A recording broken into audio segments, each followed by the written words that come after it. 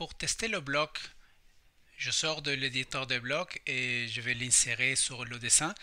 Et pour ça, j'avais préparé ici les lignes qui sont là, qui représentent le mur, le mur. Et ok, j'avais inséré ça plusieurs fois à différentes configurations, différents angles, différentes ouvertures et différentes épaisseurs de mur. Je vais le tester premièrement ici.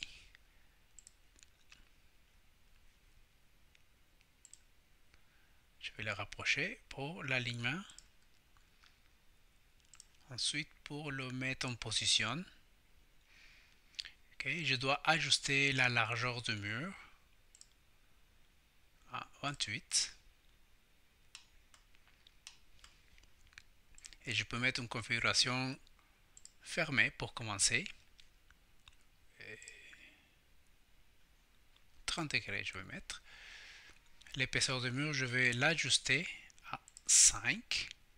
Et je vais tester les différentes options pour changer des côtés. Et inverser aussi intérieur-extérieur. Okay. Je viens d'observer quelque chose. Ici, c'est le point d'insertion original. Quand je change de côté, on le perd. On ne le voit plus. Et quand je change vers le haut et vers le bas, intérieur-extérieur, on le perd aussi. Il ne suit pas, ou bien il reste le point d'insertion, il devrait changer aussi avec la position de la porte. Ça, c'est une erreur de bloc que je vais corriger avant de continuer. Je fais double-clic et je vais venir éditer le bloc. Pour corriger le problème, je vais ajouter un point d'insertion, point de base, ici. Et je vais m'assurer qu'il est ajouté à chaque fois que je fais l'inversion gauche-droite. Okay. Je vais, ça c'est l'inversion gauche-droite que je vais modifier la sélection et je vais m'assurer de poigner le point de base et je ferai la même chose pour l'autre inversion. Okay. Je vais m'assurer d'ajouter le point de base. Ferme mon bloc, sauvegarder tous les changements. Okay.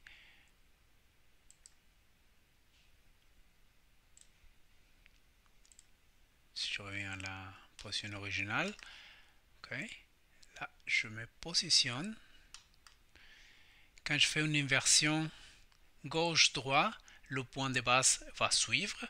Également, si je fais intérieur-extérieur, okay, le point va suivre correctement. Je vais insérer le même bloc de la porte dynamique plusieurs fois.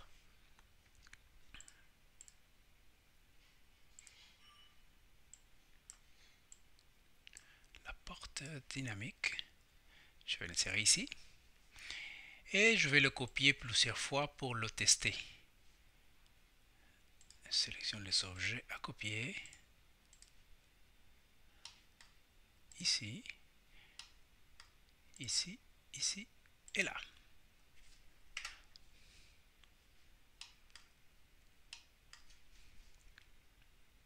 Je commence par l'alignement. Après la position de la porte. Je peux changer la visibilité. Fermer cette fois-ci. Et je vais m'assurer que c'est correct la largeur de la porte. Je dois ajuster l'épaisseur de mur.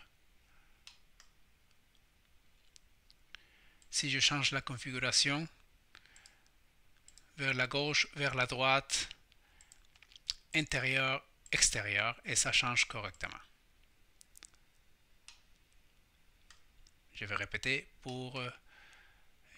les étapes pour cette configuration. Là, maintenant, on voit l'angle du mur est différent que tantôt. Okay. Je peux positionner. Une fois que c'est bien orienté. Ici, je dois ajuster la largeur Ouverture 36. L'épaisseur, je vais le changer aussi à 3 pouces. La visibilité de la porte, je la mets à 60 degrés. Et je peux tester si je veux que ça s'ouvre vers la gauche ou vers la droite, vers l'intérieur ou vers l'extérieur.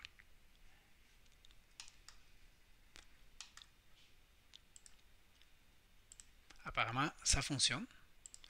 Tout fonctionne correctement. Épaisseur de mur correcte. Largeur de la porte 36. Visibilité 90. Vers la gauche, vers la droite, vers l'intérieur, vers l'extérieur.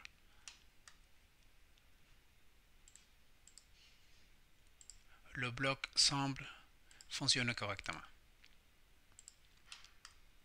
Largeur correcte, épaisseur correcte.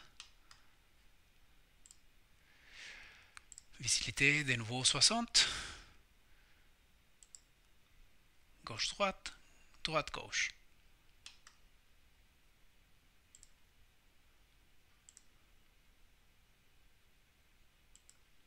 Ok, je peux spécifier. Ok. Épaisseur de mur correcte. Ouverture plus petite. Visibilité de nouveau 30 degrés. Gauche-droite. Intérieur-extérieur.